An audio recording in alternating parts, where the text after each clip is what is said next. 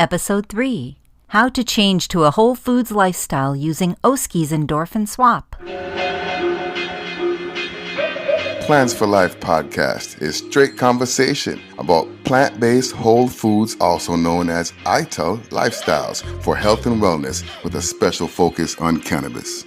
Felecia Dawson MD, cannabis advocate, educator, dual board certified physician, obstetrics, gynecology, and integrative medicine.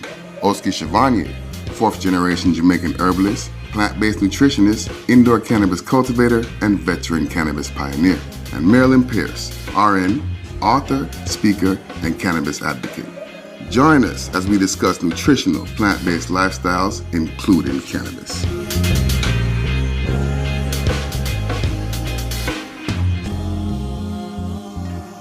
We're talking today with just Marilyn Pierce and Oskii Chevanier. I wanted to just mention Plants for Lyfe is an acronym for plant-based lifestyle and ancient nutritional treatment strategies.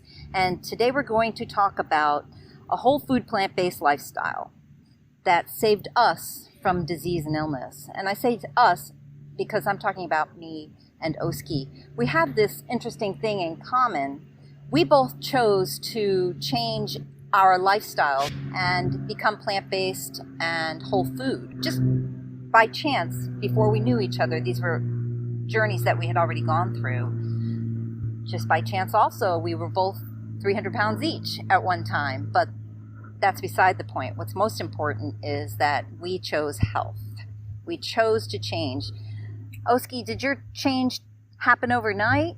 Was there something that you did that made you change to be more healthy and holistic and plant-based? No, it didn't happen overnight.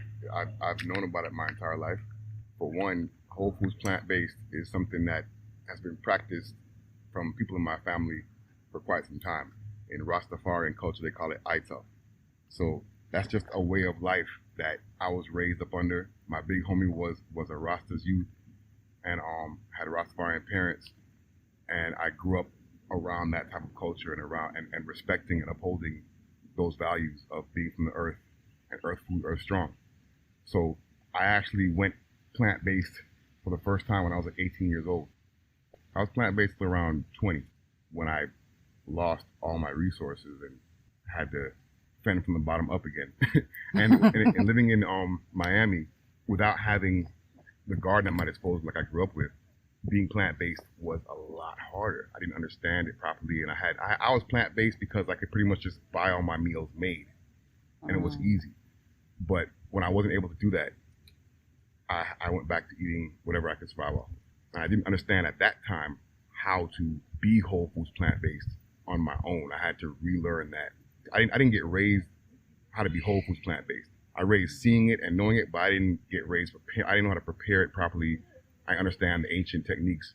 They were just kind of done for me. I had an old mother, and Thank you. Old means wisdom. Also, I was raised around ageless people. My grandfather died at 103. At 96 years old, he was calling me a girl because I wouldn't pick coconuts off the top of a tree from a broken ladder that he was holding. You know what I mean? Like I grew up with people who his forearms were like Popeyes. At 90-something years old, he's doing stuff that I couldn't do. So I never thought of age as some weakness. I definitely haven't seen that. I'm really grateful for that experience that you have because I learned so much from you as a result of your opportunity to learn from your family and your ancestors. It's beautiful. I want to make a point here that whole foods plant-based is not something that you just turn on and it's done and over with. It's a journey. And just like you said, you started at one time and then you stopped and then you had to restart again and relearn again. It's a process because, for one, it's a convenience thing. Whole foods plant-based, and vegan is a trend.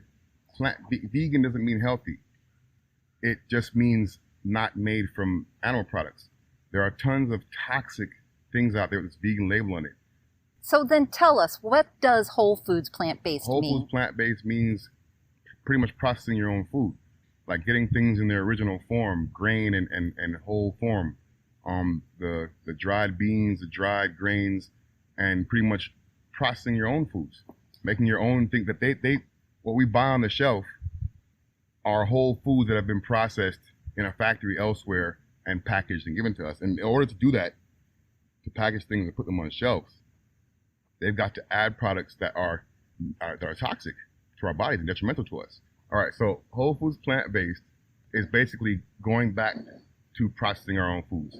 And the reason why it becomes a mission at this point is because the world has become way more fast-paced and kind of dependent upon these convenient food sources, right? Not having to do a lot, cutting corners to our preparation of these foods. Ideally, in the time of the indigenous peoples, right, there will be one cooked meal a day, because a cooked meal would take 8 hours to prepare. Right. You have to start in the morning. You have to start the day before, right? Sometimes the day before, and even the, whatever it is, you're grinding and working for the course of the day before that's done. The whoever is the hunter or gatherer will be out in the field with nature's fast foods in their pockets. That will be brightly colored fruits. That will be dried nuts and berries. These things that can be portable. That will be eating, snacking on all day and drinking water from source that they can and whatnot, or drinking from the fruits that are full of water. And when you get back home in the evening, that's one cooked meal is finally prepared. You eat that, and then the rest of the day will continue with whatever snacks you have on hand. There wouldn't be 3 cooked meals a day. Like, nature doesn't provide that. It feels more natural to eat that way too. I want to just say that one of the ways that I got healthy was doing something very similar to that. It excites me to hear you say that, because I'm known for packing my bag. I always have a bag of food with me all day long. And I do only eat one major meal a day, but I start with water and fruits, and if I have to leave the house, I've got a bunch of stuff with me. You know that about me. I've always got a bag of food with me. Right. Because when it's time to eat, I want to be eating something that I brought and I processed and I thought about thoughtfully. I don't want to be at the mercy of anything that's purchased in a fast food or even grocery store sometimes. Right. I'm pleased to hear that I did something that was kind of ancient in order to get here. That's our ideal way to eat. Small amounts often, as opposed to big, huge, full amounts in periods that last long periods of time. That's not what common knowledge is these days. That's not what nutritionists teach these days. And I also hope that we have a podcast in the future about fasting and cleansing, because that's a whole new topic that we need to go into and help us as a tool to learn how to do that in order to become more healthy.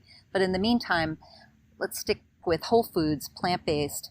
I also want to say that what I think of as whole foods is when I put something in my mouth to eat, it has to be something that I could personally pick, or I knew where it came from exactly, that I could grow it myself in the earth, or that I know exactly how it was processed in order that I could personally do it myself.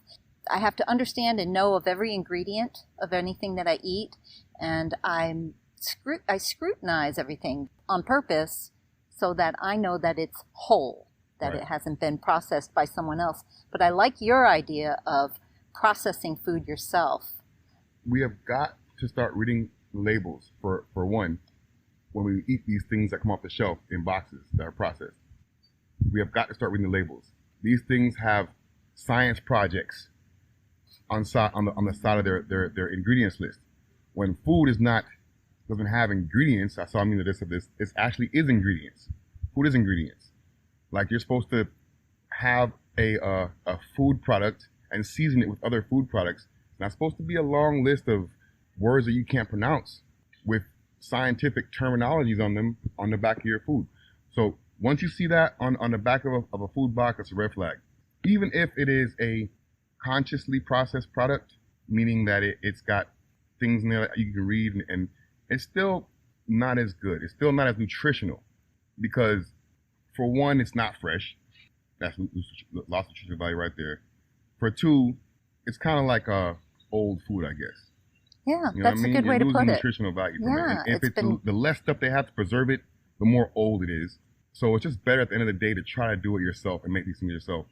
And there are a couple key things that people have to do, and that is to get the tools, because of our society going at a pace way faster than it was the indigenous peoples preparing their whole foods.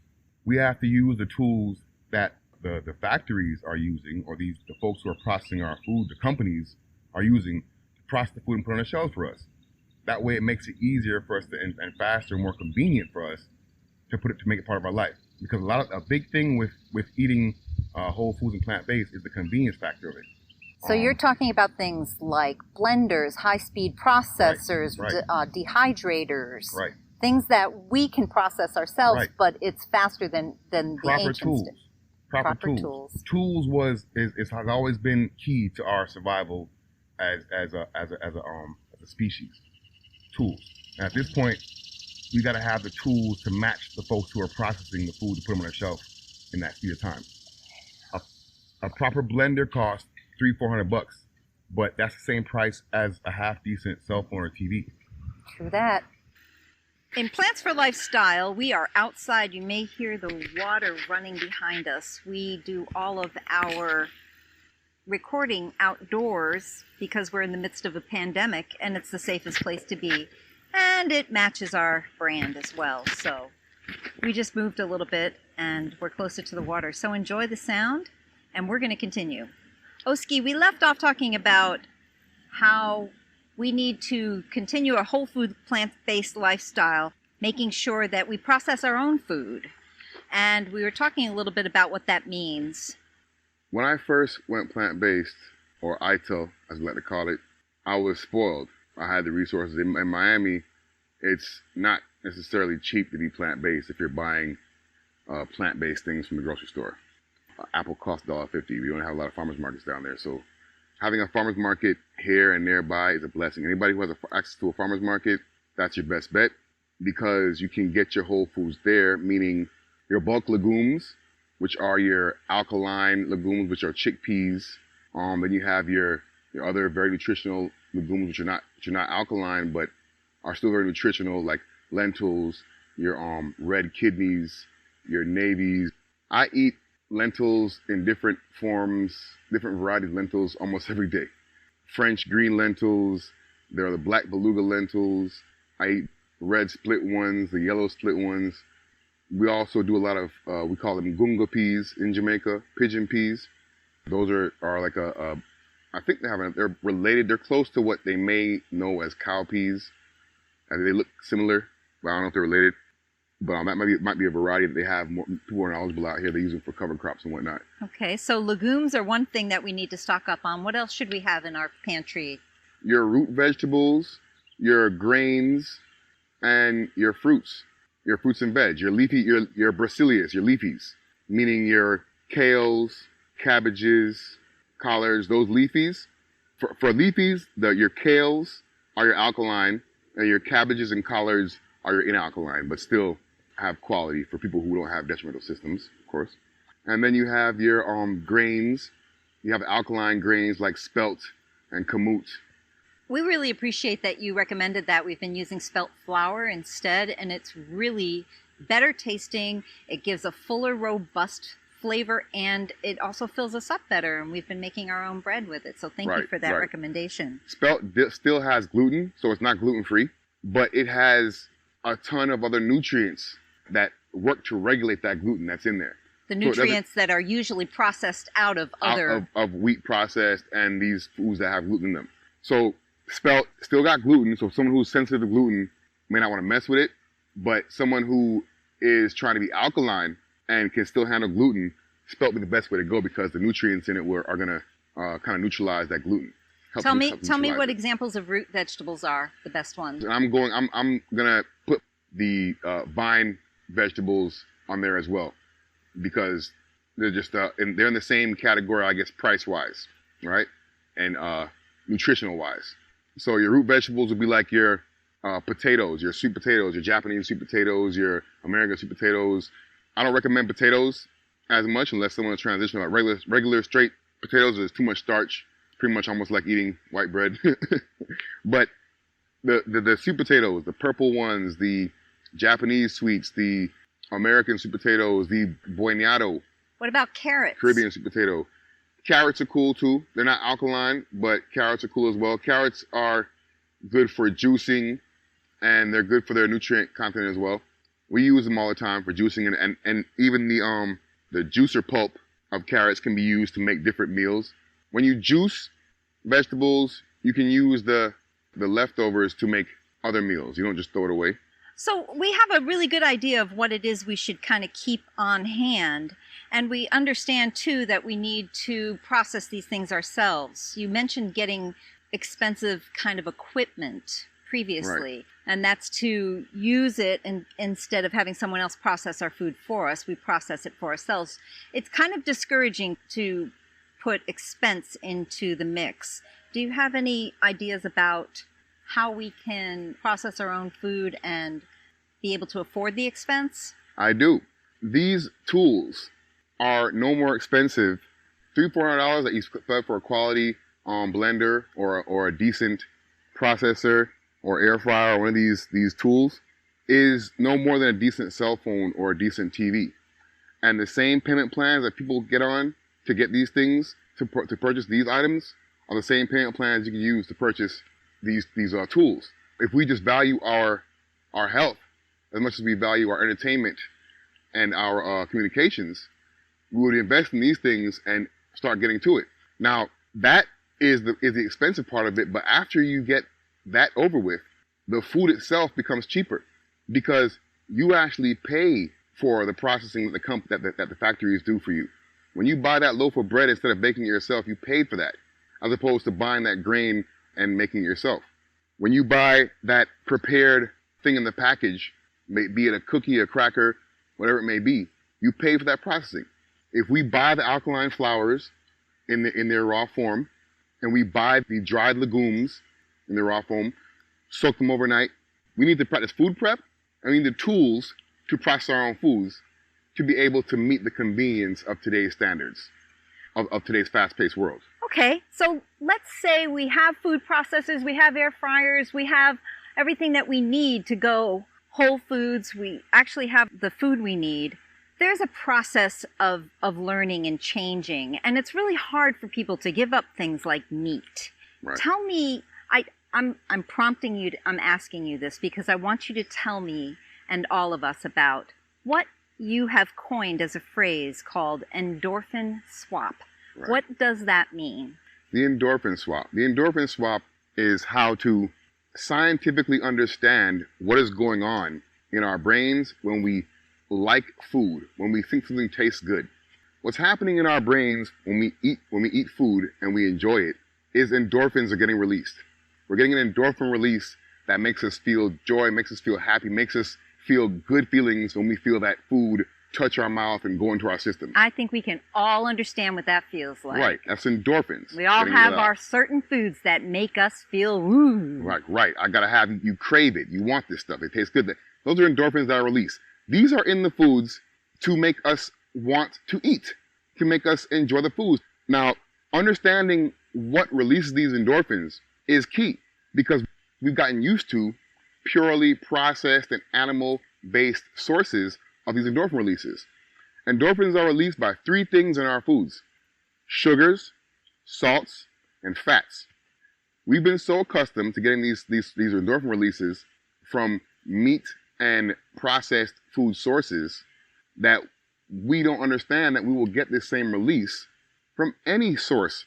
So the endorphin swap is how to retrain our mind to get these endorphin releases, these endorphin rushes from other sources aside from the meat and processed food-based ones that we've become accustomed to. After we swap out the sources of the release, the fats, salts, and sugars, you get your fats from the coconut creams and the avocados? The avocados and the nuts, the nut butters. If you see why vegans or plant-based people go so crazy about avocados and nut butters, it's because those things are full of fat and they're getting endorphin releases from them. And then your salts. Anything that you put salt on is going to kick it off even more. That Himalayan pink salt or the sea salt. Those salts have qualities to them and are not just detrimental to you. They're not refined salts. And if you don't have blood pressure issues, you can have them in moderation. Or nutritional yeast Nutritional also yeast. brings salt into it. It's a wonderful taste. Right. Nutritional yeast adds umami. It adds a bunch of richness and flavor, density to it. Nutritional yeast is actually a mini meat because those are microbes. So you might as well call them meats. Oh, no wonder it works so well right. for They're me. they're microbes. So they're in some sense alive. They've been alive. And they add a lot of umami and really richness to food that the stuff that we crave for meat. And then sugars. There are alkaline sources of sugars like agave syrup and like maple syrup, which is the best one. Agave is still a refined sugar, so it's still got detrimental properties, but the source is alkaline. Maple syrup and dates are your alkaline sweeteners. I love that. I have maple syrup at my house and dates as well. And you taught me to use the dates for the sweetener, and I really appreciate that. So what you're saying is that we get endorphins released in our body from eating sugar, fat, and salt, which we get in meat and other processed foods such as cheese and chips and all of those things that we crave, pizza. We can take instead regular store-bought whole food, process it with these different ways of using our food processors and dehydrators and air fryers and create sugar, salt, and fat that's naturally going to bring up endorphins within us. And what is it that you call this when we do this? The endorphin swap. The endorphin swap. It's like this. If you add, if something that's plant-based doesn't have the kick that you need to make you feel good, if you add fat to it, it's going to do it. If you either add fat, salt, or sugar to that guy, it's going to raise that endorphin release. For example, meat only tastes good because we are seasoning fat. If you were to take a piece of meat, a great cut, the one you enjoy, marbling is what people look for in a good cut of meat. If you take a piece of good meat and throw it in a pot of water and boil him till nothing to leave inside of it and it's done, and take it out and slap it on a plate for somebody, you cut up that piece of shoe and eat it and it don't taste like nothing. Right? That's all the oils, all the stuff that make it taste good is inside that water now that get dashed away, right? Or would make a soup. When you're making a soup out of a meat, you're pretty much adding the fat of the meat to the soup to make it taste rich. You don't need that meat. You can take that meat and dash it away and put some coconut oil in there, or put up, if you're cooking something that's alkaline, avocado oil, or anything that you're doing. For example, if you're making a smoothie, a milkshake, what tastes good in that milkshake is the sugar and the fat in the milk. It doesn't matter if you use coconut cream or cream. The brain don't know the difference. All it knows is that it's getting endorphins released. You put a little bit of Himalayan pink salt in that, you fill up that full of... I just saw a hummingbird grab a bug out the sky. That was so awesome. You saw it? I saw him grab it. The hummingbird came through and snatched it out the sky. I was like, wow. So they eat meat. The beauty of working outdoors. That was awesome. It's a beautiful thing as a predator. We need to wrap this up, Oskii, because we could talk forever, and we have talked forever about this. I've known you for a couple of years, and you have influenced the way that my journey to being healthy has gone. I used to struggle with this until you taught me the endorphin swap and what it takes. And so what I've done is regularly, methodically, in almost a scheduled way, I have exchanged things that I did eat for things that I should eat and processed it myself. And over a long period of time, I have actually become a person who eats whole foods and is plant-based. ITAL. I'm grateful for that. You've become ITAL. I have become ITAL. ITAL. Imagine that. If you're wondering what to call it, the Rasta have had a name for that, and it's called ITAL. It's just whole foods. It's just earth food, earth strong. Earth food, earth strong. Do you have anything you want to say to wrap it up? Science. It's the endorphin swap is simply explaining the science of what's going on in these foods. We don't love meat. We love the endorphins that the fat in the meat releases. After we swap out these sources, it's all about textures. It's just textures. We're used to the texture of chewing on this. Once we get these endorphins released, that's what's going on in our brains scientifically with the connection in the food. So once we know this, consciously what's going on here, why we actually like this, why we're craving it, we can consciously make the changes over better sources of it and be healthy. I agree. I am living proof of your influence and this endorphin swap. Endorphin swap by Oskii Chevanier. Right. I'm going to wrap up with a quote from you because I quote you all the time, Give thanks. but I found this really cool one. It's not about saying, okay, let's get everyone better and healed. It's about how to change back to living in tune with the earth. That's what I want to focus on, and cannabis has been a part of that for the extent of mankind. So how could I leave it out? How could you? How could you? Agree. Give thanks, sister. I do give thanks. Thank you, Oskii.